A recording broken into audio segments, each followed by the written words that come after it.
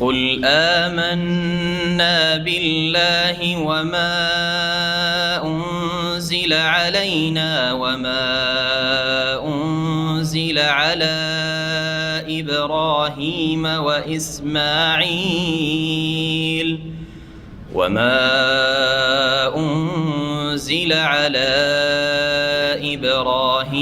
وإسماعيل وإسحاق ويعقوب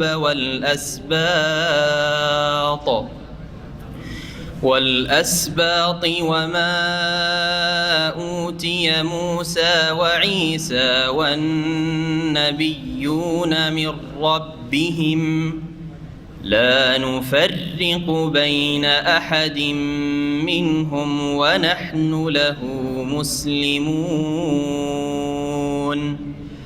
ومن يبتغ غير الإسلام دينا فلن يقبل منه وهو في الآخرة من الخاسرين كيف يهدي الله قوما كفروا بعد إيمانهم وشهدوا أن الرسول حق وجاءهم البينات والله لا يهدي القوم الظالمين أولئك جزاؤهم أن عليهم لعنة الله والملائكة والناس أجمعين خالدين فيها لا يخفف عنهم العذاب ولا هم ينظرون إلا الذين تابوا من بعد ذلك وأصلحوا فإن الله غفور رحيم. السلام عليكم ورحمة الله وبركاته.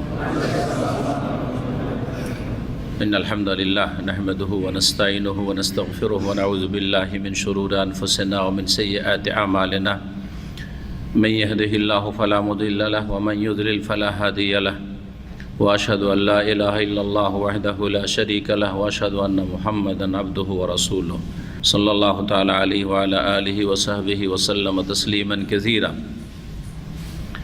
أما بعد فقد قال الإمام البخاري رحمه الله تعالى كتاب الإيمان باب قول النبي صلى الله عليه وسلم بني الإسلام على خمس وهو قول وفعل ويزيد وينقص قال الله تعالى ليزدادوا إيمانا مع إيمانهم.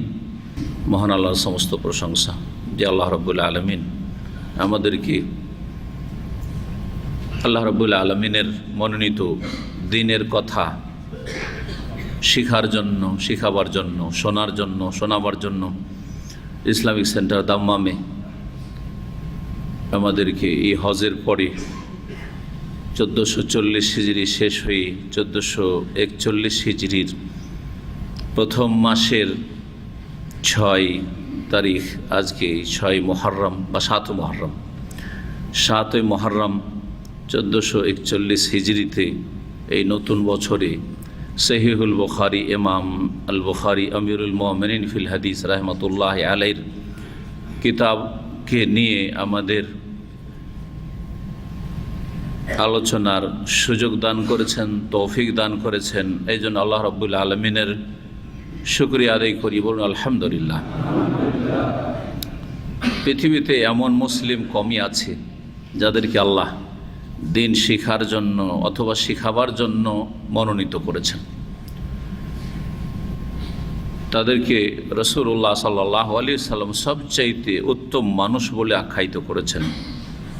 খায়রুকুম মান তাআল্লামাল কুরআন ওয়া আল্লামাহ, তোমাদের মধ্যে সবচাইতে উৎকৃষ্ট মানুষ, ভালো মানুষ, যাদের মধ্যে কল্যাণ রয়েছে ওরা হচ্ছে ওই সব লোকেরা যারা কোরআনের কথা শিখে অথবা শিখায়, সেটা সরাসরি কোরআনে কারীমের কথা হোক, তাফসীরের আকারে, যা আমরা আলহামদুলিল্লাহ দীর্ঘ 10 বছরে শেষ করেছি, অথবা কোরআনে কারীমের ব্যাখ্যা, সর্বোত্তম ব্যাখ্যা হচ্ছে আল কোরআনুল কারীমের পরে রাসূলুল্লাহ সাল্লাল্লাহু আলাইহি সাল্লামের সুন্নাহ হাদিসের চর্চা হোক। কারণ হাদিসের ব্যাখ্যা ছাড়া, হাদিস সম্পর্কে জ্ঞান অর্জন করা ছাড়া কোরআনে কারীম বোঝা সম্ভব নয়।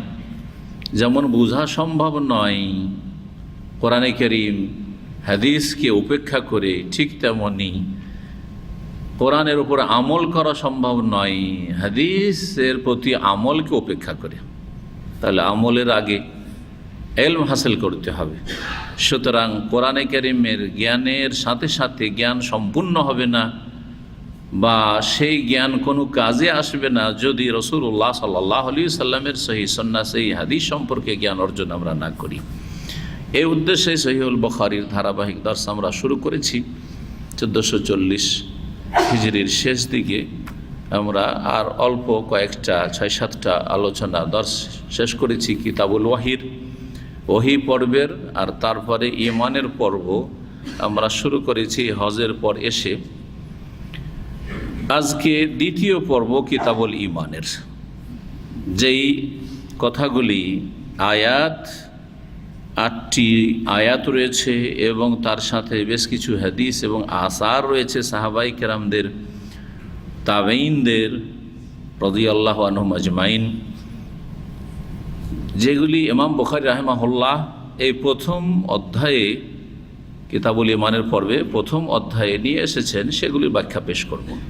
ইমাম বুখারী রাহিমাহুল্লাহ বলছেন কিতাবুল ঈমান, এ হচ্ছে ঈমানের অধ্যায়। ঈমান সম্পর্কে বিস্তারিত আলোচনা করেছি। ঈমান কি? আশা করি মনে আছে। ঈমান একটি বস্তুর নাম না একাধিক বস্তুর নাম? একাধিক বস্তুর নাম। কি কি? কয়টি বস্তুর নাম? 3টি বিষয় বা 3টি বস্তুর সমষ্টির নাম হচ্ছে ঈমান। কি? একজন যে বলবেন হাত তুলবেন। হাত হয়েছে। হ্যাঁ, অন্তর থেকে কি করা? আগে অন্তর থেকে তাসদীক বিল কলব, অন্তর থেকে বিশ্বাস করা। 2 নম্বর ইকরার বিল লিসান, জবান দ্বারা স্বীকৃতি দান করা, অঙ্গীকার করা। হ্যাঁ, আল আমাল বিল আরকান বা বিল জাওয়ারিহ, অঙ্গ প্রত্যঙ্গ দিয়ে কাজে পরিণত করা, বাস্তবায়ন করা। এই 3টি বিষয়ের সমষ্টি নাম হচ্ছে ঈমান। এই 3টি যার যত ভালো হবে তার ঈমান তত বেশি পরিপূর্ণ হবে, আর যত এই 3টিতে ত্রুটি থাকবে তত তার ঈমান কি হবে? ধীরে ধীরে দুর্বল হবে। শুধু অন্তরে বিশ্বাসের নাম ঈমান নয়, অর্থাৎ অন্তরে বিশ্বাস করলে কেউ মুমিন মুসলিম হতে পারে না। অন্তরে বিশ্বাস আছে, তার সাথে সাথে স্বীকার করেছে যে আমি একজন মুসলিম, আমি ইসলামের সাক্ষ্য প্রদান করছি, আশহাদু আল্লা ইলাহা ইল্লাল্লাহ ওয়া আশহাদু আন্না মুহাম্মাদুর রাসূলুল্লাহ, ইসলামের যে কালেমা রয়েছে, যাতে 2টো বাক্য রয়েছে, শাহাদাতাইন বলা হয়, এক আল্লাহর তৌহিদের সাক্ষ্য প্রদান করা, আর মুহাম্মদ সাল্লাল্লাহু আলাইহি ওয়াসাল্লাম আল্লাহর যে শেষ রাসূল এর সাক্ষ্য প্রদান করা। এই 2টো যথেষ্ট নয়। অর্থাৎ একজন মানুষ যদি এই 2টোকে মানে, অন্তর থেকে বিশ্বাস করে যে আল্লাহ এবং তার রাসূল সাল্লাল্লাহু আলাইহি ওয়াসাল্লাম বিশ্বাস করতে বলেছেন, বিশ্বাস করে, সবগুলো বিশ্বাস করে, আর তার সাথে সাথে স্বীকারও করে, সবগুলি স্বীকারও করে, কিন্তু আমল মোটেই নেই, কোনো আমল নেই। অথবা সর্বপ্রথম যে আমলটি সেটা হচ্ছে 5 ওয়াক্ত সালাত নেই, তাহলে সেই ব্যক্তি মুমিন মুসলিম হতে পারে না। সহজ কথায় যে কথাগুলি বিস্তারিত বলেছি, আজকে এই সংক্ষেপে এই কথাটুকু মনে রাখবেন। আমল হতেই হবে। যারা বলছেন নামাজ ত্যাগকারী বড় কাফের, তাদের কাছেও কিছু না কিছু আমল হইতে হবে। আর যারা বলছেন যে সলাত এমন একটি গুরুত্বপূর্ণ ফরজ আমল যে সলাত যদি ত্যাগ করে কেউ তাহলে সে কাফের হয়ে যায়, তাহলে সলাতের আমল থাকতেই হবে। আমলের অনেকগুলি আমলের মধ্যে কি থাকতে হবে? কমপক্ষে 5 ওয়াক্ত সলাত 17 রাকাত প্রতিদিন থাকতে হবে, তাহলে সেই ব্যক্তি কি হবে? মুমিন মুসলিম হবে। আর তারপরে অন্যান্য আমলে যত ঘাটতি হবে তত বেশি ঈমান কি হবে? দুর্বল হবে। যত আমল বাড়বে তত বেশি ইমান বাড়বে, বৃদ্ধি পাবে, ইমান বাড়া আর কমা এই একটি বিষয় আসবে। জি, আর ইমান একটি বস্তুর নাম না বা একটি বিষয়ের নাম না, তিনটি বিষয়ের বা তিনটি বিষয়ের সমষ্টির নাম হচ্ছে ইমান। এই দুটি বিষয় হচ্ছে ইমাম বুখারী রাহিমাহুল্লাহর প্রমাণ করা উদ্দেশ্য এই আয়াতগুলি থেকে বা এই আসার বা হাদিসগুলি থেকে। জি, বলছেন ইমাম বুখারী রাহিমাহুল্লাহ, বাবু কওলিন নবী সাল্লাল্লাহু আলাইহি ওয়াসাল্লাম, এই অধ্যায় হচ্ছে নবী করিম সাল্লাল্লাহু আলাইহি ওয়াসাল্লামের একটি বাণীর,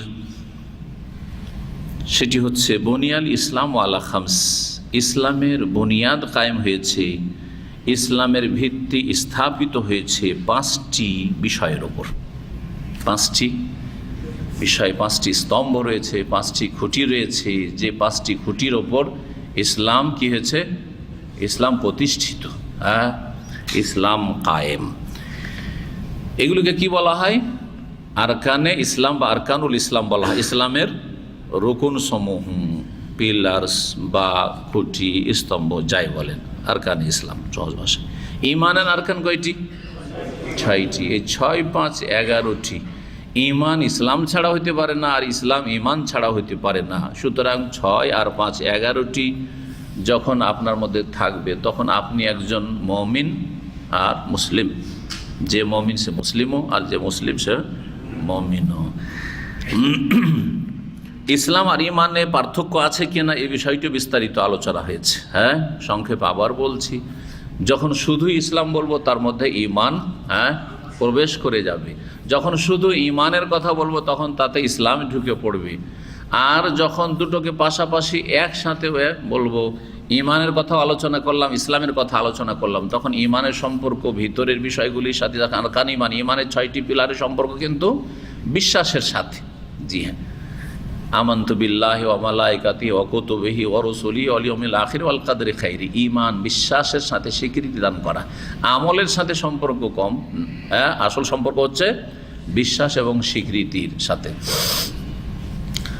যেগুলি আরকান ইমান, ইমানের পিলার এগুলির। পক্ষান্তরে যখন ইসলামের আরকান বলবো, আল ইসলাম আনতা শাহাদা আল্লা ইলাহা ইল্লাল্লাহ ওয়া আন্না মুহাম্মাদান রাসূলুল্লাহ ওয়া তুকিমুস সালাতা ওয়া তুতিজ যাকাতা ওয়া তাসুমু রমাদান ওয়া তাহুজ্জুল বাইতা ইন ইসতাতা ইলাইহি সাবিলা, যেমন রাসূলুল্লাহ সাল্লাল্লাহু আলাইহি সাল্লামের অনেকগুলি হাদিস রয়েছে মর্মে।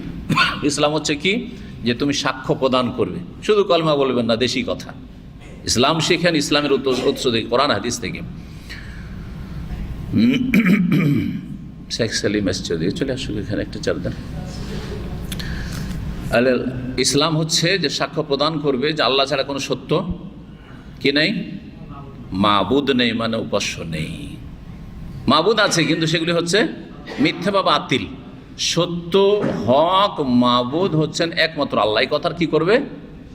সাক্ষ্য প্রদান করবে। আরও সাক্ষ্য প্রদান করবে যে মুহাম্মদ সাল্লাল্লাহু আলাইহি আল্লাহর রাসূল। তাহলে কালেমা শুধু বলবেন, কি বলবেন? কালেমার সাক্ষী দাও, সহজ ভাষায় যদি বলেন, কালেমার কি করা? সাক্ষ্য প্রদান করা। কালেমার শাহাদাত দাও, সহজ। কালেমার শাহাদাত সাক্ষী দাও, ব্যাস। কিন্তু শুধু কালেমার নাই, সহজ ভাষায় সহিটা মুখস্থ করেন প্রথম। তারপরে তুকিমুস সালাহ, সালাত কায়েম করবে। সালাত কায়েম করা মানে যখন আপনার ইচ্ছে না, আল্লাহ 5 ওয়াক্ত সালাত কায়েম করার কথা বলেছেন, 5 ওয়াক্তে 17 রাকাত রয়েছে, কায়েম করতে হবে। তারপরে তো জাকাত প্রদান করবে, তসমা রমজানের সিয়াম পালন করবে, তাহুজ্জুল বাইতুল্লাহর হজ করবে যদি সম্ভব হয় তাহলে তোমার পক্ষে। জি হ্যাঁ, তোমার উপর যদি ফরজ হয়ে থাকে, ফরজের যে শর্তগুলি রয়েছে পুরো হয়, তাহলে এগুলি সম্পর্কে আমি যেটা দেখাতে চাইছি আপনারা জানেন। কিন্তু এগুলি সম্পর্ক কিসের সাথে? আমলের সাথে, বাহ্যিক বিষয়ের সাথে। সাক্ষ্য প্রদান করা, সাক্ষী দিলে বাহ্যিক বিষয়। সালাত কায়েম করছেন, বাহ্যিক বিষয়। জাকাত দিচ্ছেন, বাহ্যিক বিষয়। আপনি সিয়াম রোজা রাখছেন, বাহ্যিক বিষয়, রোজাদার মুসলিমরা রোজা রাখছে। তারপরে হজ করছেন, বাহ্যিক বিষয়। তাহলে যখন আপনি দুটোকে পাশাপাশি রাখবেন, ঈমান এবং ইসলাম, মুমিন মুসলিম, তখন অন্তরের সাথে সম্পর্কিত বিষয়গুলি হচ্ছে ঈমানিয়াত, আর বাহ্যিক অবস্থা আমলের সাথে সম্পর্কিত বিষয়গুলি হচ্ছে ইসলামিয়াত বা ইসলামী বিষয়। ইসলামের বুনিয়াদ 5টি বিষয়ের ওপর কি কায়েম রয়েছে। তাহলে বোঝা গেল যে ইসলাম বা ইমান আর আর ইমান যখন একই জিনিস, তো একটা বিষয়ের নাম নাই। প্রথম এই অধ্যায় দিয়ে বুঝিয়ে দিলেন ইমাম বুখারী রাহিমাহুল্লাহ উদ্দেশ্য যে ইসলাম শুধু বিশ্বাসের নাম নয়, 5টি বিষয়ের নাম হচ্ছে ইসলাম আর ইমান একই জিনিস, ভাব অর্থ একই জিনিস। ওয়া কাউলুন ওয়া ফিলুন ওয়া ইয়াজিদু ওয়া ইয়ানকুসু। আর সেটা কথার নাম, কাজের নাম, কথার কাজের নাম, শুধু বিশ্বাসের নাম নয়, কথার নাম আর কিসের নাম, কাজের নাম। ওয়া ইয়াজিদু ওয়া ইয়ানকুসু। আর দ্বিতীয় যে বিষয়টি যেখানে দ্বন্দ্ব সৃষ্টি হয়েছে, বাড়ে এবং কমে। তাহলে আমাদের কাছে সমস্যা হচ্ছে দুটি। একটি হচ্ছে যে ঈমান শুধু তাসদীকুন, অন্তরের বিশ্বাসের নাম, নাকি কথারও নাম আর কাজের নাম? তো বলছেন কথার নাম কাজের নাম। তো ইমাম বুখারী যে বিশ্বাস বলেননি, এ কওলুন ফিলুনে বিশ্বাসটা ঢুকে আছে। অন্তরের বিশ্বাসটা অন্তরের কাজ। অন্তরের বিশ্বাসটা কি? অন্তরের কাজ। জি হ্যাঁ, বা অন্তরের কথা, অন্তরের কথা, মনের কথা। আমরা বলি না আমার এটা ভাই মনের কথা, আপনি যাই বলেন, তাহলে আপনার মনেরও কিছু কথা আছে। জি হ্যাঁ, যেটা আপনি বিশ্বাস করেন সেটা হচ্ছে আপনার মনের কথা। আর মনের আমালুল কালব, তাহলে কওলুল কালব, এখানে একটি কথা বলেও দিই, সূক্ষ্ম বিষয়গুলি যদিও আম জনগণের জন্য, কিন্তু আলেমদের জন্য এগুলো বুঝান। কওলুল কালব আর আমালুল কালব আছে। অন্তরের কথা যেটা আমি আমাদের ভাষাগত উদাহরণ দিয়ে বুঝিয়ে দিলাম যে এটা ভাই আমার মনের কথা, এটা আমার মনের কাজ।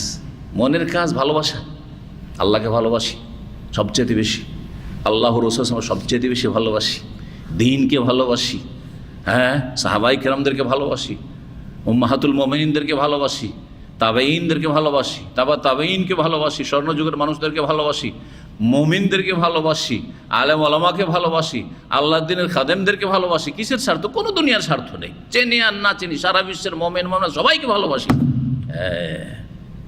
এটা হচ্ছে আমালুল কলব, অন্তর আমল। এই কাজটা কি দিয়ে করেন? না, মুখে বলাও লাগে না, বলতে নাই দিক কেউ যে আমি মুসলিমকে ভালোবাসি, আমার মনের কি, মনের আমল, এটা আমার আমালুল কলব। তো কওলুন ও ফেলুন বলে, ফেলুন মানে আমালুন, ফেল মানে কর্ম, আমাল। তো ইমাম বুখারী বলতে চেয়েছেন যে ঈমান শুধু একটি বিষয়ের নাম, শুধু বিশ্বাসের নাম নয়। কওলুন মানে কওলুল কলবি ওয়া কওলুল লিসানি, কথা মনেরও হয় আর কথা জিহ্বার জবানের বাকশক্তির হয়, ঈমানের নাম। শুধু তাই নয়, ওয়া ফেলুন আর আমলের নাম, কর্মের নাম। আমালুল কলবি ও আমালুল লিসানি ও আমালুল জাওয়ারিহ। জি হ্যাঁ, অন্তরের কর্মের নাম আর জবানের কর্মের নাম। আর জবান দিয়ে ভালো কথা, সুবহানাল্লাহ, আলহামদুলিল্লাহ, লা ইলাহা ইল্লাল্লাহ, আসসালামু আলাইকুম, ওয়ালাইকুম আসসালাম, ইনশাআল্লাহ, মাশাআল্লাহ কেন বলছি? এগুলো হচ্ছে আমালুল লিসান। জবানের আমলগুলো কোত্থেকে আসছে? আমার ইমানের চাহিদা থেকে আসছে, আমার ইমান আছে বলে এগুলো কথা বেরোচ্ছে। না হলে নাস্তিকদের মতো কথা বেরোতো, না হলে বেদিনদের মতো কথা বেরোতো, না হলে মুশরিকদের মতো যারা বহুত্ববাদী তাদের মতো কথা বেরোতো। শুধু আল্লাহর কাছে চাইছি, শুধু মাশাআল্লাহ বলছি, আর কেউ বলছে যে আমার পীরের দান, আমার বাবার দান, কারো মায়ের দান। পার্থক্য কেন? আমালুল লিসানও পার্থক্য আছে। মুশরিকের জবানের আমল আলাদা, আর একজন মুওয়াহিদ মুমিনের জবানের আমল আলাদা। তো কথাগুলি আশা করি ভালো করে খুব মনে রাখবেন। ইমাম বুখারী এই কথাগুলির ব্যাখ্যা, অনেক কথা এতে লুকায়িত আছে। কি বললাম? কওলুল কলব অন্তরের কথা আর জবানের কথা, ফেলুন অন্তরের কর্ম, জবানের কর্ম, আর অঙ্গ প্রত্যঙ্গের কর্ম। অঙ্গ প্রত্যঙ্গের কর্ম সমস্ত আমল, সমস্ত আমল। যে আমলগুলি সম্পর্ক কিসের সাথে? অঙ্গ প্রত্যঙ্গের সাথে। জি হ্যাঁ, চোখ দিয়ে আমরা ভালো দেখছি, মন্দ দেখি না, এটা হচ্ছে আমার আমল। যদি ভালো দেখেন তো নেক আমল, আমাল সালে, আর মন্দ দেখেন তাহলে পাপের কাজ, পাপের আমল করলেন আপনি। জি, আমালে সাইয়্যিদ। ওয়া ইয়াজিদু ওয়া ইয়ানকুসু। আর দ্বিতীয় যে বিষয়টি সেটা হচ্ছে যে ঈমান একই রেঞ্জে থাকে না, আর সবারই ঈমানের রেঞ্জ বা মান একই রকম নয়, বরং একজনেরই সব সময় একই রকম ঈমান থাকে না। মুহূর্তে মুহূর্তে ঈমান কমে আর বাড়ে। অন্যজনের সাথে তুলনা তো পরে করেন, আগে আপনার ইমান সারা দিন একই রকম অবস্থায় নেই। জি হ্যাঁ, সিয়ামের অবস্থায় আর সিয়াম না, দুই অবস্থায় আপনার ইমান একই রকম না। আপনি হজের এহরাম পরে আছেন আর এহরামের বাইরে আছেন, ইমানের অবস্থা একই নয়। জি হ্যাঁ, মসজিদে হারামে আছেন, মসজিদে নববীতে আছেন আর বাইরে আছেন, একই রকম ইমান আপনার নয়। জি, বরং আপনার পরিবারের সাথে থেকেও সবসময় ইমান একই রকম নয়। এমনকি সলাতের ভিতরে, নামাজের ভিতরে আমি নামাজে থাকলে আমার ইমান সবসময় একই রকম থাকবে, অসম্ভব কথা। কোনোদিন নামাজে এত আপনার খুশু মন লেগেছে, নামাজ পড়ে আপনার যেন বিশাল একটা শান্তি পেয়েছেন, আর কখনো নামাজ সলাত আদায় করলেন কিছুই পেলেন না, সেখান থেকে শুধু আপনার অঙ্গ প্রত্যঙ্গ নাড়াচাড়া দেওয়া ছাড়া মনে হচ্ছে তার থেকে কিছুই পেলাম না। তার মানে আপনার এখানে ইমানে অনেক কম বেশি আছে। জি, ওয়াজিদ ও ইয়ানকুসুর, ইমান বাড়েও আর কমে। যখন বাড়ে কোনো কিছু সম্পর্কে বলবেন তাহলে আপনাকে এই যুক্তি মেনেই নিতে হবে যে যেটা বাড়ে সেটা অবশ্যই কমে, যেটা বাড়ে সেটা কমে, যেটা কমে সেটা বাড়ে। জি, এই কথাগুলি এই জন্য বললেন যে কিছু কিছু ভ্রান্ত আকীদার অনুসারীরা, তারা এই ক্ষেত্রে সহি আহলে সুন্নাত ওয়াল জামাতের আকীদাতে নেই। তারা বলছে ইমান একটি বিষয়ের নাম, কয়েকটি বিষয়ের সমষ্টি নয়। এখানে একটা দ্বন্দ্ব ছিল, যেটা খণ্ডন হয়ে গেল। আর দ্বিতীয় হচ্ছে যে একদল বলছেন যারা আহলে সুন্নাত নয় এই ক্ষেত্রে, ইমানের ক্ষেত্রেই, বরং আহলে বিদআত, তারা বলছে যে ইমান কমেও না বাড়ে না, ইমান কমেও না আর বাড়ে না। একটা খোঁড়া যুক্তি, ইমান যদি কমে তাহলে তো কুফরি চলে আসবে বা মুনাফিকি চলে আসবে, সুতরাং আমরা মানতেই পারি না। যখন কমে না তাহলে বাড়েও না, কারণ যেটা কমে মানলে বাড়াও মানতে হবে আপনাকে। সেজন্য তারা ইমান কমে না বাড়ে না, কারো ইমান নাকি কমে না বাড়ে না। যদি কমে না বাড়ে না, আসল ইমানটা হাকিকাতুল ইমানে একই অবস্থায় থাকে, যদি একেবারে যদি হাকিকাতুল ইমান, যেবার ইমানের মর্ম কথা, আসল যে মর্মটি সেইটাও যদি নেওয়া যায়, তবুও সেটা বাড়ে এবং কমে। এটাও গবেষক ওলামারা বলেছেন আহলে সুন্নাত ওয়াল জামাতের আহলে বিদআতের খণ্ডন করতে গিয়ে। ওরা বলছে অন্তরের কথা, ইমান হচ্ছে অন্তরের বিষয়, অন্তরের বিষয়টি ইমান বিশ্বাস বাড়ে আর কমে কেমন করে মানবো? তখন তাদের খণ্ডনে বলছেন যে আপনার অন্তরের অন্যান্য সমস্ত কাজ, অন্তরে যে কাজগুলি রয়েছে, অনেক কাজ অন্তর দিয়ে আমরা করি, সেগুলি বাড়ে আর কমে। খুশি হওয়া কিসের কাজ? আজকে আমার চেহারাটা খুশি বলেন না, মনটা খুশি বলেন, তাহলে কালব, খুশিটা কিসের কাজ? আমালুল কলব। কমে না বাড়ে? না বাড়ে না? একই রকম। আপনার খুশি সারা জীবনে একই রকম? আপনার বিবাহের দিনের খুশি আর আপনার ভাইয়ের বিবাহের খুশি একই রকম? মোটেই না। জি, আপনি আজকে বিশাল কিছু পেয়েছেন আলহামদুলিল্লাহ, আর আপনার মাত্র মাসে 50 টাকা বেড়েছে, এবছর 50 টাকা, খুশি সমান? মোটেই না, মোটেই না। আপনার ঘরে প্রথম ছেলে সন্তান এসেছে বা মেয়ে সন্তান, একটা সন্তান এসেছে, সেই খুশি, আর একটা হচ্ছে আপনার বোনের সন্তান এসেছে, খুশি সমান? মোটেই না। কেউ মানবে না এই কথা, অবাস্তব কথা। অন্তরের একটি কাজ হচ্ছে শোক, দুঃখ, কষ্ট, মনের কষ্ট, মনোকষ্ট একই রকম? মোটেই না। কারো মা মারা গেছে কষ্ট, কারো স্ত্রী মারা গেছে, কারো স্বামী মারা গেছে, সমান? মোটেই সমান না। ভাই মারা গেছে, বোন মারা গেছে, আত্মীয় স্বজন মারা গেছে, সমান? মোটেই সমান না। ওয়াজিদ ওয়া ইয়ানকুসু, অন্য অন্য অন্তরের আমলে যেমন কম বেশি হয়, যেমন খুশিতে, শোকে, সুখে, আনন্দে আর কষ্টে অন্তরে কম বেশি হয়, ঠিক তেমনি ইমানে বিশ্বাসে কি হয়? কম আর বেশি হয়। যারা এই আহলে সুন্নাত ওয়াল জামাতের আকীদা মানেননি, তারা বলে যে এইটা বাইরের আমলের কারণে কম বেশি হয়, আসলটা বাড়ে না। এটাও ভুল কথা, আরো শুনে রাখেন। তারা বলে যে বহিরাগত অবস্থার কারণ, মানে অন্তরের যে ইমানটা ওইটা কমে না বাড়ে না, বহিরাগত অবস্থার কারণ। বহিরাগত অবস্থা হচ্ছে যেদিন অনেক নেকির কাজ করলো তখন ইমান বেড়ে গেল, এই অর্থে। ধরেন একদিন আপনি অনেক আল্লাহর জিকির আজকার করলেন, 100 বার করে লা ইলাহা ইল্লাল্লাহ ওয়াহদাহু লা শারীকা লাহু লাহুল মুলকু ওয়া লাহুল হামদু ওয়া হুয়া আলা কুল্লি শাইইন কাদির, সাইয়্যিদুল ইস্তিগফার, আর অনেক তওবা ইস্তিগফার করেছেন, অনেক কান্নাকাটি করে দোয়া করেছেন, আর একদিন সারাদিন কিছুই নেই।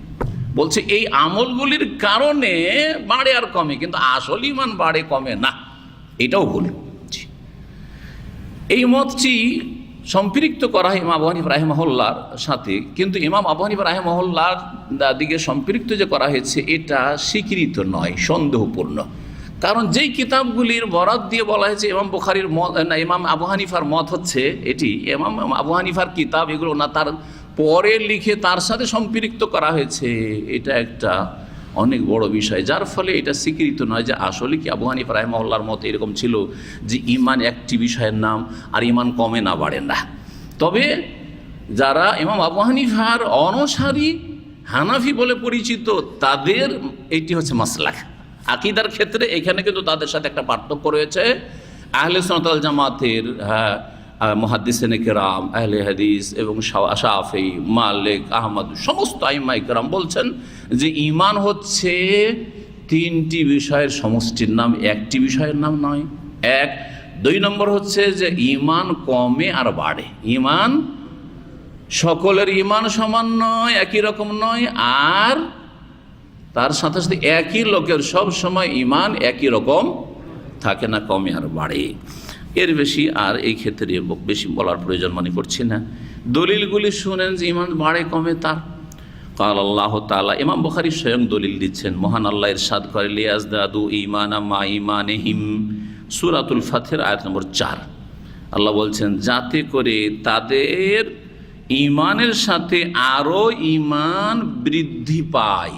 লিয়াজদাদু ঈমানান, তাদের যে পূর্ব ঈমান আছে, অলরেডি ঈমান আছে, যেমন আমরা জন্মসূত্রে মুসলিম মুমিন, আমাদের ঈমান আছে না নেই? বলছি এই ঈমানের সাথে তাদের ঈমান যাতে আরও বাড়ে। আল্লাহ বলছে, তাহলে বোঝা গেল যে ঈমান কি হয়? বাড়ে। আল্লাহ কোরআনে স্পষ্ট বলে যখন ঈমান বৃদ্ধি হয়, বাড়ে, তখন যেটা বাড়ে সেটা একটু আগে কি ছিল? কম ছিল। দ্বিতীয় দলিল সূরা কাহফের আয়াত নম্বর 13, আল্লাহ বলছেন ওয়াজিদনাহুম হুদা। এই যে যুবকরা, ওই যে কাহফের যে ঘটনা রয়েছে, যে যুবকরা ঈমান নিয়ে সেই গুহায় আশ্রয় নিয়েছিল, আল্লাহ বলছেন যে ইন্নাহুম ফিতিয়াতুন, তারা কয়েকজন যুবক ছিল, আমানু বিরব্বিহিম, তারা রবের প্রতি ঈমান নিয়ে এসেছিল, শিরক থেকে তারা তওবা করে মুমিন মুসলিম হয়ে গিয়েছিল, কুফরির ধর্ম, শিরকের ধর্ম তারা পরিত্যাগ করেছিল। আমানু বিরব্বিহিম ওয়াজিদনাহুম হুদা, সুতরাং আমি তাদের হেদায়েতকে বৃদ্ধি করে দিয়েছিলাম। তাহলে বোঝা গেল হেদায়েত যখন বৃদ্ধি হয়, আর হেদায়েত কিসের? ঈমানের হেদায়েত, ইসলামের জন্য হেদায়েত, তাই না? যখন বৃদ্ধি হয় তখন সেটা কমেও। জি হ্যাঁ, কারো বৃদ্ধি হয় কারো কমে। দেখেন অনেক লোক আছে আলহামদুলিল্লাহ দিন শিখে শিখে তাদের ঈমান বৃদ্ধি পাচ্ছে, আর অনেকে আছে আগে ঈমান ইসলামের অবস্থা ভালো ছিল, এখন তার সর্বনাশ হচ্ছে, আছে না? অনেকে আছে, অনেকে ধার্মিক ছিল আর তারপরে বেদিন হয়ে যাচ্ছে, বা সহি আকীদায় ছিল ভ্রান্ত আকীদায় চলে যাচ্ছে, হচ্ছে না? যদিও তাদের সংখ্যা কম আলহামদুলিল্লাহ। যেমন ইসলামে আসার পরে মুরতাদ হওয়ার সংখ্যা একেবারে কম, ঠিক তেমনি সহি আকীদার অনুসারী হওয়ার পরে ভ্রান্ত আকীদায় চলে যাওয়ার সংখ্যা একেবারে কম। এর বিপরীতটা দেখবেন যে অমুসলিম, হ্যাঁ মুসলিম হচ্ছে এর সংখ্যা অনেক বেশি, ঠিক তেমনি ভ্রান্ত আকীদার, ভ্রান্ত পথের পথিকরা সহি আকীদা সহি পথে আসছে, আসার পরে এদের সংখ্যা অনেক বেশি। এটা কি প্রমাণ করে? ইসলামের সত্যতা যেমন প্রমাণ করে অমুসলিমদের দলে দলে ইসলামে প্রবেশ করা, অথচ মুসলিমরা বর্তমান যুগে সবচেয়ে দুর্বল। বুঝতে পারছে যে ইসলাম গ্রহণ করা মানে আমি দুর্বল হয়ে গেলাম, তারপরেও আসছে, ছুটে আসছে, আর সহজে ফিরে যায় না যদি সে ইসলাম জেনে, যেইভাবে আল্লাহ ইসলাম কবুল করতে বলে জেনে শুনে সজ্ঞানে ইসলাম গ্রহণ করতে বলেছেন, তৃপ্তির সাথে যদি করে তো কখনো মুরতাদ হবে না। ঠিক তেমনি সহি আকীদায় কেউ চলে আসার পরে জান চলে যাক, বড়ই কষ্ট হচ্ছে, বড়ই জুলমের শিকার, তারপরও শিরক বিদআতের দিকে ফিরে যায় না। জি হ্যাঁ, এটা কি প্রমাণ করে? যে কোরআন সুন্নাহকে আঁকড়ে ধরতে হবে, সহি আকীদার অনুসারী হইতে হবে। আমার ঈমান ইসলামটা রাসূলুল্লাহ সাল্লাল্লাহু আলাইহি ওয়াসাল্লামের ছেড়ে যাওয়া ঈমান ইসলামের মতো হইতে হবে। আমার ঈমান ইসলামটা সাহাবায়ে কেরামদের ঈমান ইসলামের মতো হইতে হবে। যেই আকীদা আমলগুলি সেই যুগে ছিল, সালাফদের যুগে, সাহাবায়ে কেরামদের যুগে, সেই আকীদা আমলটা আমাদের হইতে হবে। এর ভিন্ন কোনো আকীদা আমল চলবে না, সেটা হচ্ছে ভ্রান্ত পথ। এটা যারা বুঝে নেওয়ার পরে চলে এসছে তাকে কেউ ফেরাতে পারছে না। এটা প্রমাণ করে যে সহি আকীদাই সালাফদের ছেড়ে যাওয়া ইসলামটাই হচ্ছে হক, এবং সালাফি মানহাজটাই হক।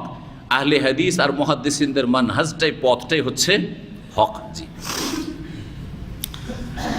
তৃতীয় আয়াত, ওয়াজিদুল্লাহুল্লাযী নাহতাদাউ হুদা, সূরা মারইয়ামের আয়াত নম্বর 76। আল্লাহ ইরশাদ করেছেন, আল্লাহ বৃদ্ধি করে দেন ওই সব লোকদের হেদায়েতকে যারা হেদায়েত প্রাপ্ত হয়। যারা হেদায়েতের পথে এগিয়ে আসে, আল্লাহ ওদের হেদায়েতকে আরে কি করেন? বাড়িয়ে দেন, বৃদ্ধি করে দেন। এর দ্বারা কি বোঝা গেল? হ্যাঁ, যে হেদায়েত আর হেদায়েতটা হচ্ছে ঈমান ইসলামের, সেটা বাড়ে। এটা কি হয়? বাড়ে। দেখেন, আপনারা নিজের ওজন করেন, নিজের ওজন নিজেই করেন যে আমি গত বছর বা 5 বছর আগে কেমন ছিলাম। আকীদার ক্ষেত্রে অনেকে দুর্বল ছিলেন, অনেকের আকীদা সহি থাকলেও আমলে অনেক ত্রুটি ছিল। এখন অনেক পাপ থেকে মুক্ত হয়ে গেছে আলহামদুলিল্লাহ। হ্যাঁ, তারপরে অনেক নেকির কাজ বেড়েছে আলহামদুলিল্লাহ। এক সময় ছিল আরে কাবিরা গুনাহ হয়তো করতেন না, আপনি মনে করছেন যে করতেন না। আর মানুষের হকের ক্ষেত্রে অনেকে কাবিরা গুনাহ করে। ফরজ ওয়াজিবে কোনো ঘাটতি ছিল না, 5 ওয়াক্ত সালাত ঠিক ছিল, যাকাত ঠিক ছিল, সিয়াম ঠিক ছিল, মাশাআল্লাহ আপনার বিবির হেজাবও ঠিক আছে। কিন্তু দেখা যাচ্ছে যে আপনার দৈনন্দিন সকাল সন্ধ্যার জিকির আজকার ছিল না। এখন মাশাআল্লাহ সকাল সন্ধ্যার জিকির ছাড়া আপনি মোটেই আপনার দিনপাত হয় না। সকালে উঠে প্রথম সকালবেলা জিকির, সন্ধ্যাবেলা ঘুমাবার আগে আমার সন্ধ্যাবেলা জিকির, ঠিক না? 5 ওয়াক্ত সালাতে, ফরজ সালাতের পরে কখনো জিকির মিস যায় না, যেটা 2 বছর আগে 1 বছর আগে ছিল না। তাহলে ঈমান বৃদ্ধি পেল না? ঈমান বৃদ্ধি পেয়েছে আপনার। এইভাবে আপনি বুঝতে পারবেন যে আপনার ঈমানটা বেড়েছে না কমেছে। যদি আপনার ঈমান বাড়া মনে হয় তো আল্লাহর শুকরিয়া আদায় করেন, শুকরিয়া আদায় করে আরও আমলে চেষ্টা করেন, তাহলে আল্লাহ কি করবেন? এই নিয়ামতকে আরও বৃদ্ধি করে দেবেন। লাইন শাকারতুম লাযিদান্নাকুম। আর যদি দেখেন যে আমার তো অবস্থা খারাপ দেখছি, আরে এর আগে অনেক নেক আমল করতাম, গত বছর তাহাজ্জুদ পড়তাম, এবার তাহাজ্জুদ ছুটে গেছে। গত বছরগুলিতে আমি সলাতুদ দুহা পড়তাম, এবার সলাতুদ দুহা মাসকে মাস চলে যাচ্ছে, পড়ি না। গত বছর সকাল সন্ধ্যার জিকির আজকার করতাম, সালাতের পরে মসজিদে বসতাম, জিকির আজকার করতাম, সপ্তাহে 5টা দার্সে আসতাম, এখন সপ্তাহে 1টাতেও আসি না, মাসে একবার করে রূপ চেহারা দেখাইতে আসি দিনী ভাইদেরকে। তাহলে বুঝতে হবে যে আপনার অবস্থা খারাপ হতে চলেছে। আপনি এখন কি করেন? সংশোধন করেন, ইসলাহে নাফসের সুযোগ আছে, ইসলাহ করেন। আপনি একসময় আপনি দাওয়ার কাজ করতে মাশাআল্লাহ নিজেও হেদায়েত হওয়ার পরে কত লোককে সহি রাস্তা দেখিয়েছেন। এখন আপনি বিভ্রান্তির দিকে, আপনাকে দাওয়াত দেওয়ার প্রয়োজন হয়ে গেছে, ভাই চলেন ইসলামিক সেন্টারে দিন শিখেন। না, তাহলে আপনার অবস্থা খারাপ হয়েছে। আল্লাহ হেদায়েত করেন আপনাকে, এবং আপনি নিজের চিন্তা করেন যে আপনার কি পরিণাম ভালো নয়। কিন্তু আপনার আল্লাহ যেন বোঝার, তবে যদি ফিরে চলে আসতে ভাগ্যবান, আলহামদুলিল্লাহ, না আমি বুঝতে পেরেছি এখন যে এটা আমার ভুল হয়ে গেছে, এই পথে আর যাব না, কারণ এটা আমার লক্ষণ খুব খারাপ। কারণ ধীরে ধীরে আমরা কোন দিকে যাচ্ছি? আপনি আমি সকলে কোন দিকে যাচ্ছি? দুনিয়ার দিকে না আখিরাতের দিকে, কবরের দিকে যাচ্ছি ভাই। হ্যাঁ, যেখানে কি হিসাব নিকাশ শুরু ওই দিকে যাচ্ছি। সুতরাং যেখানে আমি কদম বাড়াচ্ছি আমি কবরের দিকে, তাহলে আমার আমল ভালো হবে, আমার আকীদা ভালো হবে, আমার আখলাক চরিত্র ভালো হবে, আমার লেনদেন ভালো হবে, আমি যেন ফেসে না যাই, আমার জিন্দগিটা সুন্দর হবে, এরকম হওয়া উচিত। এই নয়, অনেকে হতভাগা আছে, 30 বছর 40 বছর তার চারিত্রিক কোনো দোষ ছিল না, কোনো মেয়ের সাথে তার মানে খারাপ সম্পর্ক ছিল না। আউযুবিল্লাহ, এখন এই ফিতনার যুগে, নেটের যুগে প্রেম করা শুরু করেছে, আউযুবিল্লাহ, চ্যাটিং করা শুরু করেছে, এই আপনার সোশ্যাল মিডিয়ার যুগ, আউযুবিল্লাহ। আপনার ভাগ্য খারাপ, এদিকে দাঁড়িয়ে পাকতে যাচ্ছে, আপনার বয়স বাড়তে যাচ্ছে, শরীর অসুস্থ হতে যাচ্ছে, আর এদিকে পাপ বাড়তে যাচ্ছে। কি চরিত্র আপনার? ঈমান বাড়ছে না কমছে? আপনি চিন্তা করুন। আল্লাহ যেন বোঝার তৌফিক দান করেন। সুবহানাল্লাহ, ভাগ্যবান ওই ব্যক্তি যেই ব্যক্তি এই আত্মপর্যালোচনা করতে পারছে যে আমি আমল আকীদাকে সুন্দর করতে পারছি না, আরও খারাপ হচ্ছে। জি, আর এটা করে যদি ভালো হয়ে যেতে পারেন,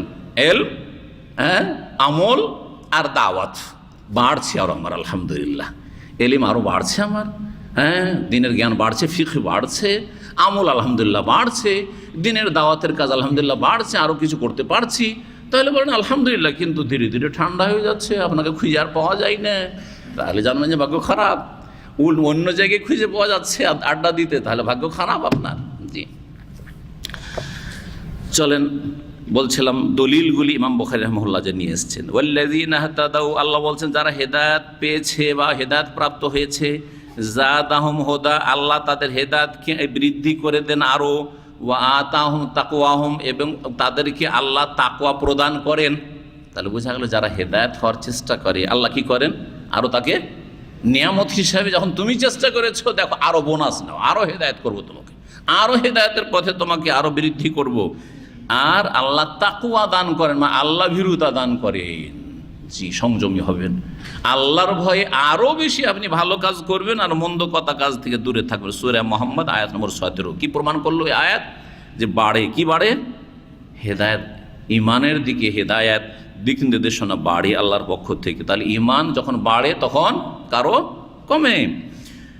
তারপরে আল্লাহ বলছেন, হ্যাঁ কয়টি আয়াত হলো ভালো করে গণ দেখি, 1 2 3 4 হয়ে গেছে, 5 নম্বর আয়াত, হ্যাঁ সূরা মুহাম্মদের আয়াত নম্বর 17 পড়লাম তাই না, 5 6 নম্বর আয়াত সূরাতুল মুদ্দাসির আয়াত নম্বর 31, ওয়ায়াজদাদাল্লাযীনা আমানু ঈমানা, বলছেন যারা ঈমানদার হয়েছে তারা ঈমানে বেড়ে যায়, মানে ঈমানের ক্ষেত্রে তারা কি করে, অগ্রগামী হয়। ইয়াজদাদাল্লাযীনা আমানু, ইয়াজদাদা হচ্ছে ফির লাজিম বাবে ইফতিয়াল থেকে, সুতরাং তাদের ঈমান বৃদ্ধি হয় বা তারা ঈমানের ক্ষেত্রে বেড়ে যায়। সূরা মুদ্দাসির, তার বোঝা গেল যে ঈমান বৃদ্ধি পায়। মানুষের বিভিন্ন অবস্থা, অন্তরের অবস্থাও পরিবর্তন। সুবহানাল্লাহ, এক সময় চেষ্টা করেও অন্তর নরম হইতো না, আর এখন সবসময় অন্তরটা নরম থাকে, ভালো লক্ষণ আলহামদুলিল্লাহ। এখন সবসময় অন্তরটা যেন নরম, কান্না কান্না ভাব, অহংকার মুক্ত, নিজেকে খুব ছোট লাগে, নিজেকে খুব তুচ্ছ লাগে, কখন যে মত চলে আসে, কখন যে মালাকুল মত ওত পেতে আছে, জানি না এখান থেকে বেরিয়ে যেতে পারবো কি না, কখন যে সুবহানাল্লাহ চলে যেতে আল্লাহর কাছে হিসাব দিতে হয়, এই কথাগুলি বারবার স্মরণ হচ্ছে। আর এক সময় আপনার স্মরণ হইতো না, তাহলেও আলহামদুলিল্লাহ এটা হচ্ছে কি ঈমানের বৃদ্ধি পাওয়া। 6 নম্বর আয়াত হলো তাই না, ওয়াকাউলুহু, মহান আল্লাহর বাণী, আইয়ুকুম যাদাতু হাযিহি ঈমানা ফাআম্মাল্লাযীনা আমানু ফাযাদাতুহুম ঈমানা, সূরা তওবার আয়াত নম্বর 124, আয়াত নম্বর 7 আল্লাহ কি বলছেন এতে, যে তোমাদের মধ্যে কে আছে, আইয়ুকুম যাদাতু হাযিহি, যে এই সূরাটি মানে সূরা তওবার আয়াত, এই সূরাটি নাযিল হওয়ার পরে এই সূরা তাদের ঈমানকে বৃদ্ধি করেছে।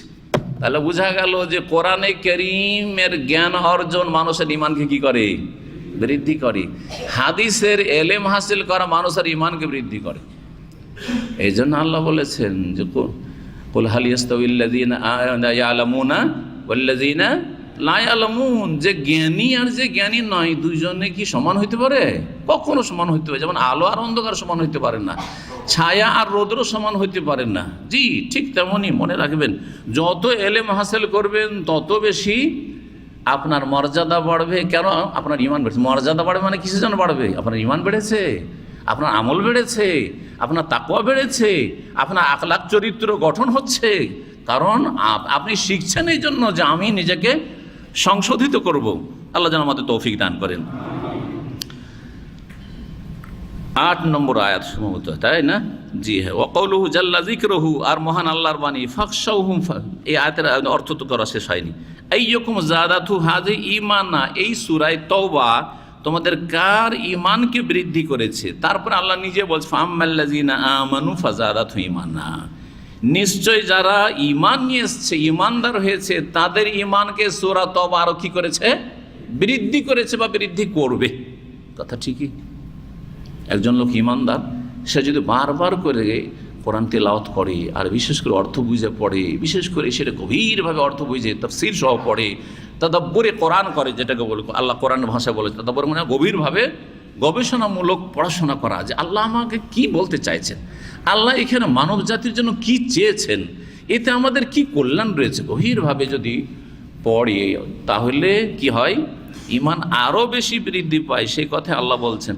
যখন সূরা তওবা পড়ে, সূরা তওবাকে বলা হয় সূরাতুল ফাদিহা, এতে মুনাফিক যারা কপট তাদেরকে আল্লাহ কি করেছেন, তাদের মুখোশ খুলে দিয়েছেন, তাদেরকে লাঞ্ছিত অপদস্থ করেছেন আল্লাহ রাব্বুল আলামিন।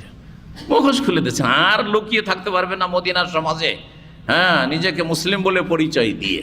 তো এর মাধ্যমে মুমিনদের ঈমান বৃদ্ধি পেয়েছে। আলহামদুলিল্লাহ, আমার মধ্যে এই মুনাফিকি চরিত্রগুলো নেই, আমার মধ্যে এই মুনাফিকি আকীদাও নেই, মুনাফিকি চরিত্র নেই, মুনাফিকি কথাও নেই। আমি আলহামদুলিল্লাহ মুনাফিকি মুক্ত। তখন কি হবে? তার ঈমান আরও বৃদ্ধি পাবে যে আল্লাহ আমাকে রক্ষা করেছেন, না হলে তো আমিও তো আব্দুল্লাহ বিন উবাই যেমন তেমন লোক ছিল না যে মুনাফিকদের বড় নেতা। সে মদিনার সবচেয়ে বড় নেতা ছিল। তার তো সবচেয়ে বড় হিংসা হলো যে মোহাম্মদ কেন আসলো সাল্লাল্লাহু আলাইহি ওয়াসাল্লাম। এই লোক আসাতে তো আমার নেতৃত্ব চলে গেল, কারণ তাকে নেতৃত্বের মুকুট পরাবার জন্য প্রস্তুত ছিল আওস খাজরাজের লোকেরা, যে মদিনার এক বাক্যে স্বীকৃত নেতা এই আব্দুল্লাহ বিন উবাই হতে যাচ্ছে। আর ওই সময় হিজরত করলেন মোহাম্মদ রাসূলুল্লাহ সাল্লাল্লাহু আলাইহি ওয়াসাল্লাম। আওস খাজরাজরা মুসলিম হয়ে গেল। আরে মুসলিম হয়ে যাওয়া তাদের, আর নবীর হিজরত করে আসাই তার স্বপ্ন চূর্ণ বিচূর্ণ হয়ে গেল। আর মেনে নেওয়া যায় না? মোটেই না। তবে এর ক্ষতি যে করতে পারবো না সরাসরি, তাহলে ভিতরে ঢুকে ক্ষতি করা। এ হচ্ছে মুনাফিকদের রহস্য। মুনাফিকরা এইরকমই করে, যে সরাসরি পারে না। মুসলিম সমাজে যেখানে মুসলিম মেজরিটি আছে সেখানে মুনাফিক বেশি পয়দা হয়। মুসলিম যেখানে মাইনরিটি সেখানে সাধারণত মুনাফিক পয়দা হয় না, মুনাফিক পয়দা হয় না। ওগুলো মুনাফিক না। জি, সরাসরি কুফরির কথা বলতে তাদের কোনো ভয় নেই, কিন্তু মুনাফিক ইসলামের কথাও বলে, আবার তার মধ্যে ইসলাম ধ্বংস করার জন্য রাত দিন প্রয়াস চালাচ্ছে। জি, আল্লাহ যেন তাদের প্রয়াসকে ধূলিসাৎ করেন। ফাম্মাল্লাযিনা আমানু ফাযাদাতহুম ঈমানা, যারা ঈমানদার তাদের ঈমানকে আল্লাহ বৃদ্ধি করে। সূরা তাওবা আয়াত নম্বর 124। মহান আল্লাহ তারপরে আরো বলছেন ফাখশাউহুম ফাযাদাহুম ঈমানা, সূরা আলে ইমরান আয়াত নম্বর 173। কয় নম্বর আয়াত হলো এটা? দলিল 8। জি, আল্লাহ রাব্বুল আলামিন বলছেন ফাখশাউহুম। আগের আয়াত থেকে পড়ি। রাসূলুল্লাহ সাল্লাল্লাহু আলাইহি সাল্লামের ওহদ হয়ে গেল। ওহদে মুসলিমদের ক্ষয়ক্ষতি হলো, তাই না? সাহাবায়ে কেরাম 70 জন সাহাবায়ে কেরাম শহীদ হলেন। মক্কার কাফেররা ঘোষণা করলো যে আগামী বছর বদরে আমাদের 70 জন মেরেছে মুসলিমরা, বদরে প্রতিশোধ নেব। একটা আশঙ্কা ছিল যে কোনো সময় আবার একটা আগামী বছর যুদ্ধ লেগে যেতে পারে, কাফেররা আবার মদিনার ওপর হামলা করতে পারে, অথবা আমাদের তাদের মোকাবেলা করতে হইতে পারে। ওই সময় একটা গুজব চলে আসলো যে মক্কার লোকেরা একেবারে অসাধারণ প্রস্তুতি নিয়েছে, এবার মুসলিমদের অবস্থা খারাপ করে দেবে, মুসলিমদের বিরুদ্ধে লড়াইয়ের জন্য ভালো একটা প্রস্তুতি নিয়েছে। ইন্নান নাসা কাদ জামাউ লাকুম, মক্কার কাফেররা তোমাদের জন্য সেনাবাহিনী প্রস্তুত করেছে। ফাখশাউহুম, মুনাফিকরা চাই যে মুমিনদের কি মনোবল দুর্বল হয়ে যায়। হ্যাঁ, তাদেরকে ভয় করো, একটু চিন্তা করো, খালি নাকে তেল দিয়ে ঘুমাইলে হবে না, এইসব কথা বলে এদের মনোবল দুর্বল করতে চেয়েছিল, কিন্তু হিতে বিপরীত। হ্যাঁ, এই করতে গিয়ে কি হয়ে গেল?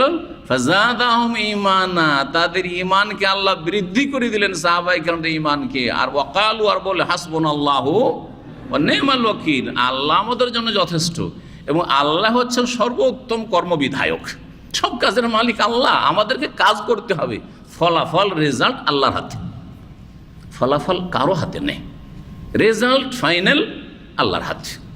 আমাকে কাজ করতে বলা আছে, ঈমান, আমল, এলেম, দাওয়াত, কাজ করো, রেজাল্ট, বরকত, ফলাফল আমার হাতে নেই, আল্লাহর হাতে আছে। আপনি কাজ করে ছেড়ে দিন, কাজটা আপনার ভালো হইতে হবে, ইখলাসের সাথে হইতে হবে, আর সুন্নাহ মোতাবেক হইতে হবে, নবীর তরিকায় হইতে হবে সাল্লাল্লাহু আলাইহি ওয়াসাল্লাম। মনে রাখবেন, ওয়াকালু হাসবুনাল্লাহু ওয়া নি'মাল ওয়াকিল ফানকালাবু বিনি'মাতিন মিনাল্লাহি লাম ইয়ামসাসহুম সু। আল্লাহ বলছেন যে হাসবুনাল্লাহ বলে তাদের ঈমান যখন বেড়ে গেল, হিম্মত বেড়ে গেল, মনোবল আরো মজবুত হয়ে গেল, তারা আল্লাহর নিয়ামত এমনভাবে ফিরলো যে লাম ইয়ামসাসহু, কোন রকমের অনিষ্ট তাদেরকে স্পর্শ করলো না। মক্কার কাফেররা তারাই ভয়ভীত হয়ে আর আসলোই না, ওরাই ঘোষণা করেছে আগামী বছর বদলা নেব বদরে, আর ওরা সাহসী করলো না। তারপরে 9 নম্বর আয়াত ভালো করে দেখবেন। জি হ্যাঁ, ওয়াকাউলুহু, মহান আল্লাহ, ওয়ামা যাদাহুম ইল্লা ঈমানান ওয়া তাসলিমা। জি, মুমিনদের ঈমান বেড়ে গিয়েছিল, ওয়া তাসলিমান, এবং তাদের আনুগত্য বেড়ে গিয়েছিল। ওয়ামা যাদাহুম, তাদের এ ভিন্ন আর কিছু বৃদ্ধি পায়নি, দুনিয়ার স্বার্থ তাদের কাছে বৃদ্ধি পায়নি, দুনিয়ার গরজ বৃদ্ধি পায়নি, তাদের বৃদ্ধি পেয়েছিল কি? ঈমান এবং তাসলিম, মানে আনুগত্য, আল্লাহর আনুগত্য করা। জি, আল্লাহ যা হুকুম করবেন মেনে নেব, নবী সাল্লাল্লাহু আলাইহি ওয়াসাল্লাম যা বলবেন তাই মেনে নেব, সবসময় প্রস্তুত আছে নবী করিম সাল্লাল্লাহু আলাইহি ওয়াসাল্লাম আদেশ পালনের জন্য। এটা আরও বেড়ে গিয়েছিল। এইসব আয়াত দ্বারা কি বোঝা গেল? যে ঈমান বাড়ে, যখন বাড়ে তাহলে কারো কমেও, যখন যেই লোকের বাড়ে তো মাঝে মধ্যে কমে, বা একটু আগে কম ছিল সেই জন্যই বাড়লো। হ্যাঁ, যদি একই অবস্থায় থাকলে তাহলে বাড়ার কথাই বলা হতো না কোরআনে। এছাড়াও কোরআনে কারীমে অনেক আয়াত আছে, এই আয়াতগুলি না, ইন্নামাল মুমিনুনা আল্লাযীনা ইযা যুকিরাল্লাহু ওয়াজিলাত কুলুবুহুম ওয়া ইযা তুলিয়াত আলাইহিম যাদাতুহুম ঈমানা, তাদের কাছে কোরআনের তেলাওয়াত করে যখন শোনানো হয় তখন তাদের ঈমান কি হয়? বৃদ্ধি হয়। দেখেন এইখানে কোরআন সুন্নাহর কথা শুনছেন, এইখানে যে ঈমানটা হচ্ছে, যে অবস্থায় আছে কিছুক্ষণ আগে ছিল না, আবার কিছুক্ষণ পরে হয়তো থাকবে না, থাকবে, ঈমান আছে। এই না যে ঈমান নেই, তার মানে ঈমান আছে, কিন্তু কম আর বেশি অবশ্যই। ওয়াইজা তুলিয়াত আলাইহিম আয়াতুহু যাদাতুহুম ঈমানা ওয়া আলা রাব্বিহিম ইয়াতাওয়াক্কালুন, এইরকম অনেক আয়াত কোরআনে কারীমে আছে যা প্রমাণ করে যে ঈমান বাড়ে, সুতরাং কমে। তারপরে এখন কিছু আসার নিয়ে আসছেন। একটি আসার হাদিস রয়েছে, ওয়াল হুব্বু ফিল্লাহি ওয়াল বুগযু ফিল্লাহি মিনাল ঈমান। নবী সাল্লাল্লাহু আলাইহি ওয়াসাল্লাম হাদিস, আল্লাহর জন্য ভালোবাসা আর আল্লাহর জন্য বিদ্বেষ রাখা হচ্ছে ঈমানের অন্তর্ভুক্ত। আমি কাকে ভালোবাসবো? যে আল্লাহকে ভালোবাসে, আল্লাহ রাসূল সাল্লাল্লাহু আলাইহি ওয়াসাল্লামকে ভালোবাসে, আল্লাহর দ্বীনকে ভালোবাসে, আল্লাহর বান্দাদেরকে ভালোবাসে। জি হ্যাঁ, যে মুসলিমকে ভালোবাসে আমি তাকে ভালোবাসি, যে ইসলামকে ভালোবাসে তাকে ভালোবাসি। জি, দিনকে ভালোবাসে, আল্লাহর মনোনীত দিনকে আমি ভালোবাসি, আল্লাহ রসুলকে ভালোবাসি। যে ভালোবাসেন এর বিপরীত, যে আল্লাহকে ভালোবাসে না, আল্লাহর দিনকে ভালোবাসে না, আল্লাহ রসুলকে ভালোবাসে না, মুসলিমদেরকে ভালোবাসে না, মুসলিম জুলুম অত্যাচার চালাচ্ছে, হ্যাঁ, মুসলিমদের উপর জুলুম অত্যাচার করার জন্য সে পাঁয়তারা করছে ইত্যাদিতে, মুসলিম নিধন করছে, তাকে ভালোবাসি না। জি, এটা হচ্ছে ঈমান। আমার ঈমান, অন্তর ঈমান। এটা মুখে বলাও অনেক পারলে বললাম, কিন্তু কথা হচ্ছে যে যদি মুখে নাও বলেন, কিন্তু অন্তরে এই আসল ঈমানটা আগে হইতে হবে মুখে বলার আগে। অনেক সময় মুখের বলার ক্ষমতা কেড়ে নিতে পারে, যে মুখে বলতে পারছেন না, কাজ করার ক্ষমতা কেড়ে নিতে পারে, কিন্তু অন্তরে যে আল্লাহর জন্য ভালোবাসা আর আল্লাহর জন্য বৈরিতা, এটা কেউ কেড়ে নিতে পারে না, এটা অবশ্যই থাকতে হবে। কিন্তু তার বিপরীত যদি হয়, আপনার রুমে একটা মুমিনও আছে, একটা কাফের আছে, আরে দুটোই রুমমেট, এটাও আমার বন্ধু ওইটাও আমার বন্ধু। আজকাল অধিকাংশ মুসলিমদের অবস্থাটা এমনটাই হয়েছে। এই জন্য মুসলিমদের দুর্দশার শেষ নেই। জি, ওয়াকাতা ওমর আব্দুল আজিজ রাহিমাহুল্লাহ তাআলা বা রাহিমাহুমুল্লাহ তাআলা আমিরুল মুমিনিন খলিফা রাশেদ ওমর ইবনে আব্দুল আজিজ রাহমাতুল্লাহি আলাইহি, তিনি মাত্র 3 বছর খেলাফতে ছিলেন। জুলুম অত্যাচারের যুগে একজন খলিফায়ে রাশেদ হয়েছিলেন বনু উমাইয়া থেকে, তিনি হচ্ছেন ওমর ইবনে আব্দুল আজিজ রহমতুল্লাহ আলাইহি। 101 হিজরিতে তার ইন্তেকাল হয়। জি, যত জুলুম অত্যাচার ছিল সমস্ত জুলুম অত্যাচার দূর করে যার যে পাওনা ছিল সব তাদের কাছে পৌঁছে দিয়েছিলেন। এমন যুগ, সেই যুগটাকে বলা হয় যেই যুগে গোল আর নেকড়ে বাঘকে এক ঘাটে নামিয়ে দেওয়া হয়েছিল। এইরকম অবস্থা ছিল, কেউ কার উপরে জুলুম করতো না। রাত দিন যে কোনো সময় যেই কোনো জায়গায় যাক না কেন, একজন মহিলা তার আল্লাহ ছাড়া আর কোনো ভয় ছিল না।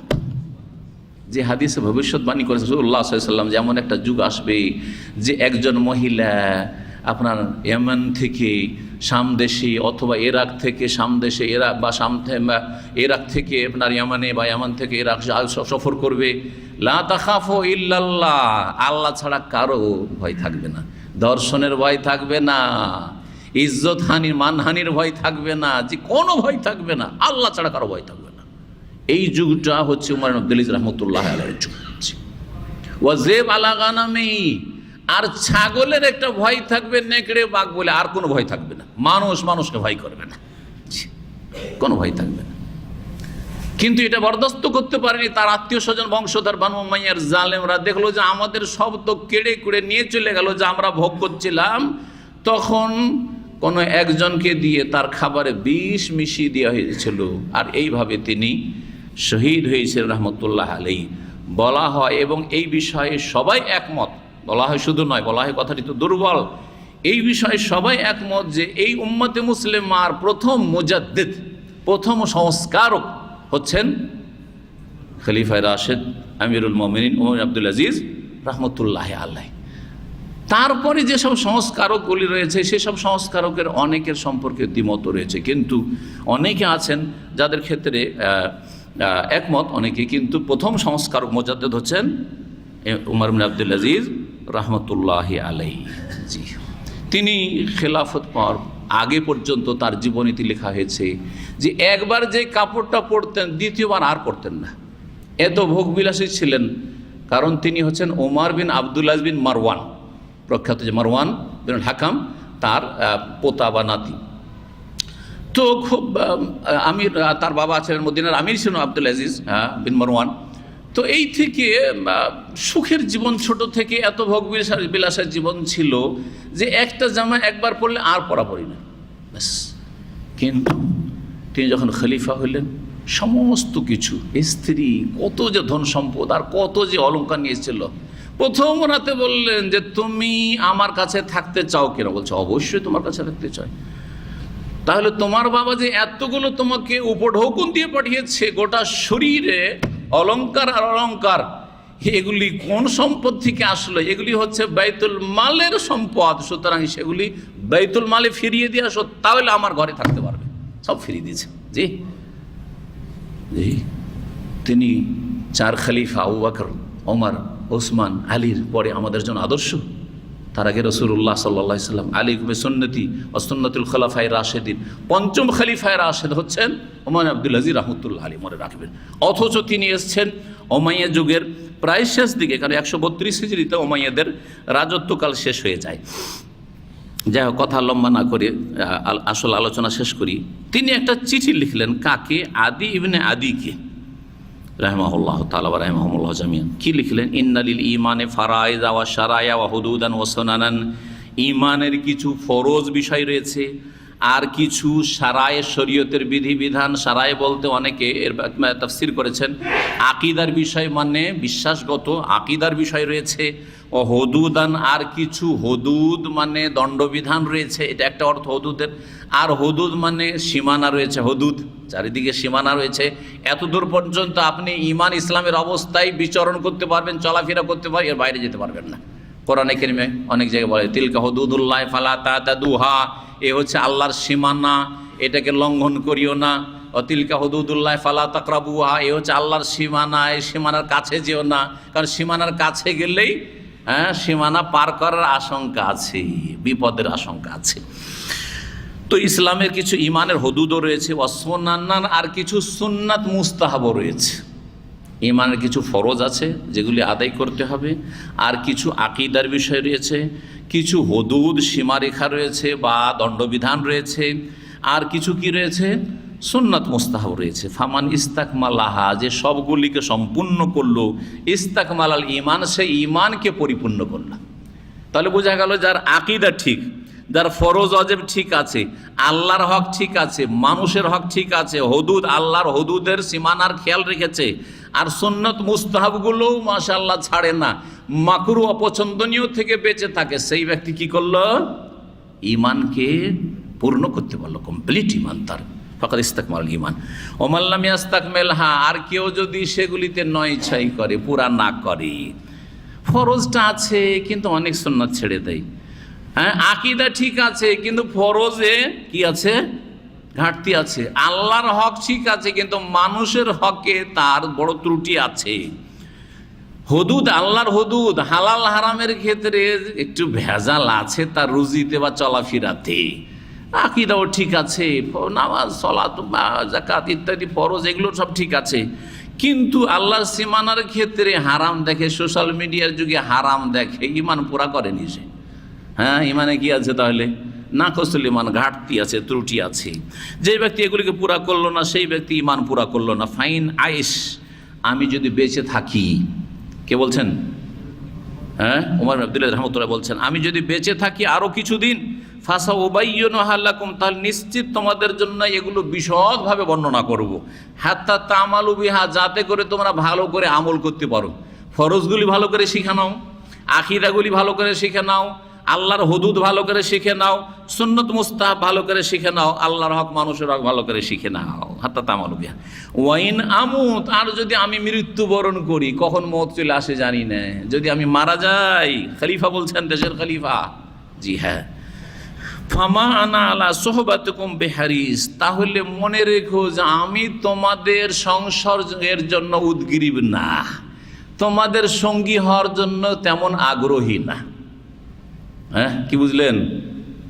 হ্যাঁ, যে আমি যদি মারাও যাই তো এতে কোনো আক্ষেপ নাই, কারণ তোমাদের সাথে দীর্ঘ সময় থাকার জন্য আমি এমন কোনো আগ্রহী না, বরং আল্লাহর কাছে চলে যাওয়ার জন্যই আমি আগ্রহী।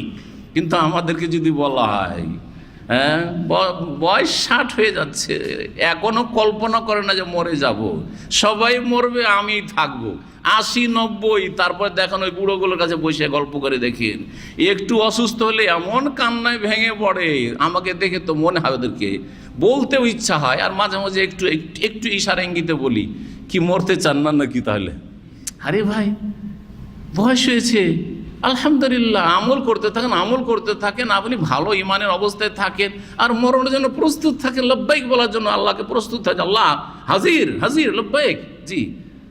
কিন্তু না, আমরা মানুষের সাথে থাকা পছন্দ করি, রবের কাছে যেতে পছন্দ করি না। এটা যেন না হয়, এটা যেন না হয় কখনোই। এটা কার হবে? যার অনেক লোভ, ধন সম্পদের লোভ, হ্যাঁ, নেতৃত্বের গদির লোভ, হ্যাঁ, দুনিয়ার ভোগের, তুচ্ছ ভোগের সামগ্রীর লোভ, যেগুলো হচ্ছে ক্ষণিকের মাতাউল হায়াতুদ দুনিয়া, কয়দিনের আছে আবার নেই, কখন যে চলে যায়। আর আখেরাত সম্পর্কে উদাসীন একেবারে আসেন।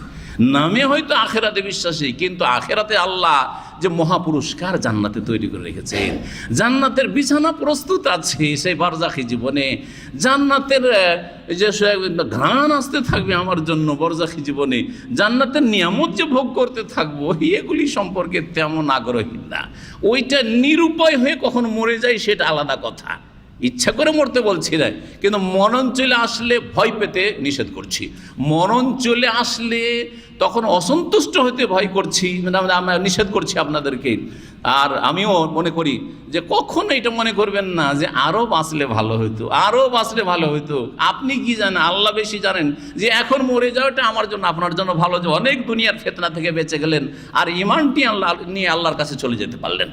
হতে পারে কয়েকটা বছর বাঁচলে এমন পরিস্থিতি তৈরি হয়ে যেত যে ছোট দাজ্জাল অথবা বড় দাজ্জাল চলে আসলো, আর আপনি সেই ফিতনাতে গুমরা হয়ে চিরকালের জাহান্নামী হয়ে গেলেন, দুনিয়া আখেরা সব বরবাদ করে দিলেন। ওর চাইতে অনেক ভালো যে ইমানের অবস্থা আল্লাহর কাছে তাড়াতাড়ি চলে যেতে পারলাম। জি, তাই বলছেন যে আমি তোমাদের সাথে বেঁচে থাকার জন্য আগ্রহী না, যদি মারা যায় তো এটাও মনে করো, রাখো।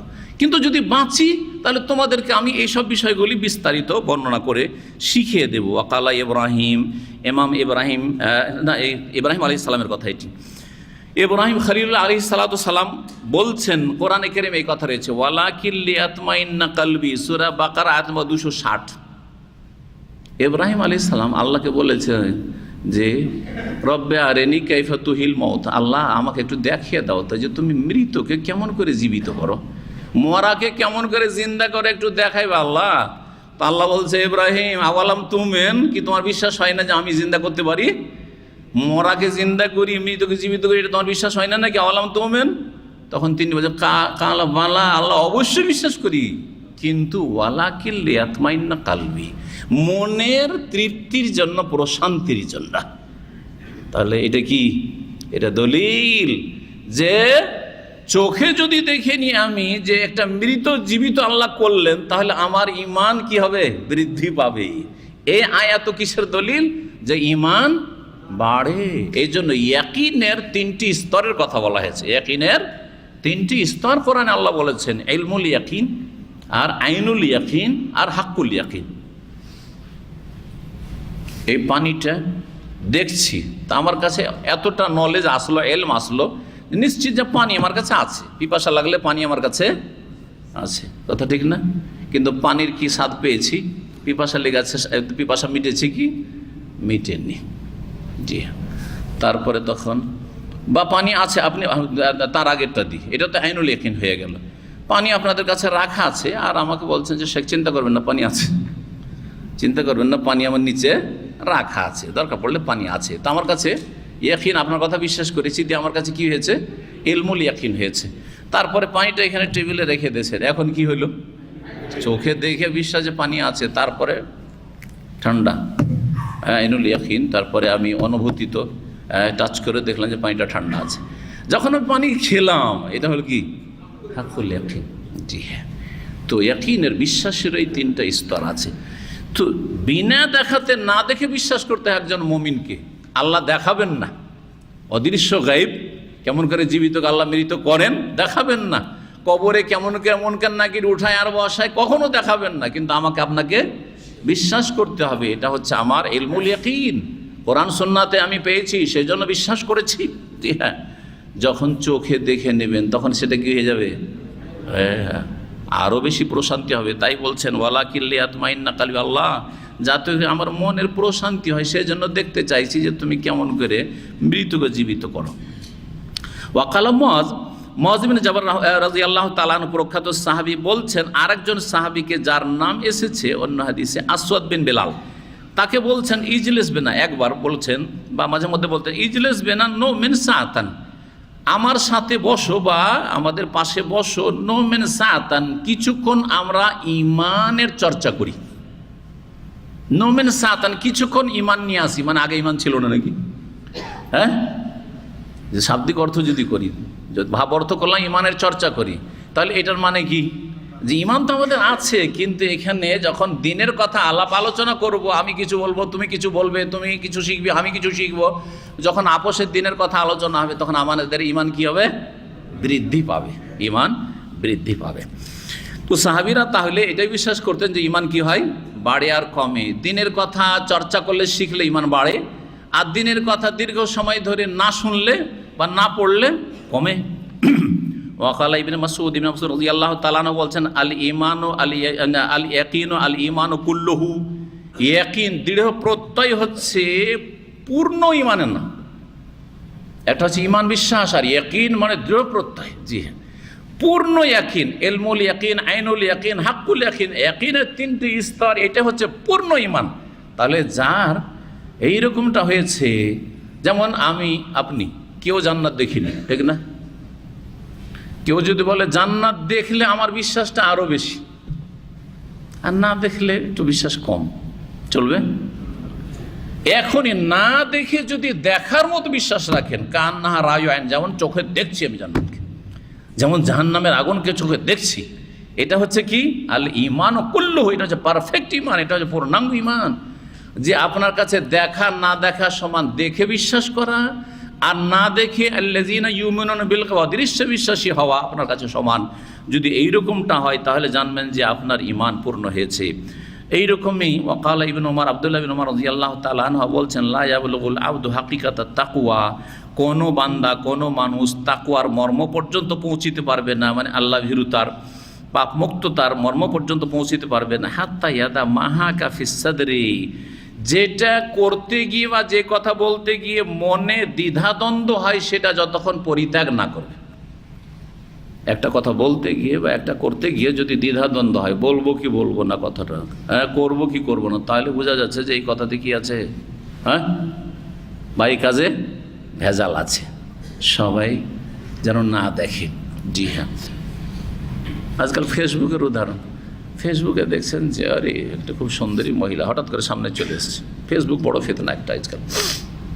অনেক লোক আমার কাছে এসে বলেছে যে শেখ, আমি ফেসবুক আজকে থেকে একেবারে ডিলিট করে দিয়েছি, কারণ দেখলাম যে পাপ থেকে আর বাঁচতে পারছি না, পাপ থেকে বাঁচার জন্য অনেক গুণ হয়ে যাচ্ছে, কোনো মতেই থামতে পারছি না, তখন একেবারে ডিলিট করেছি।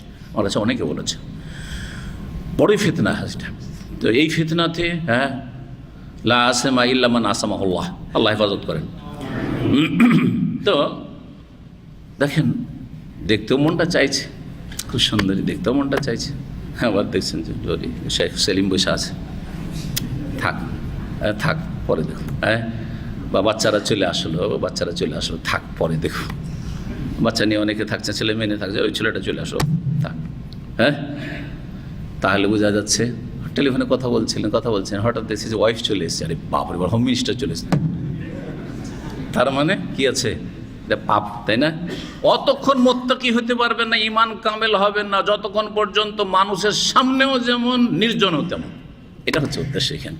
হাকিকাতুত তাকওয়া পর্যন্ত তাকওয়ার আসল মর্ম পর্যন্ত অতক্ষণ পৌঁছতে পারবে না যাতে মনে খটকা হয়, মনে দ্বিধাদ্বন্দ্ব হয়, করব কি করব না, বলবো কি বলবো না, কেউ দেখে নেবে নাকি, কেউ শুনে নেবে নাকি।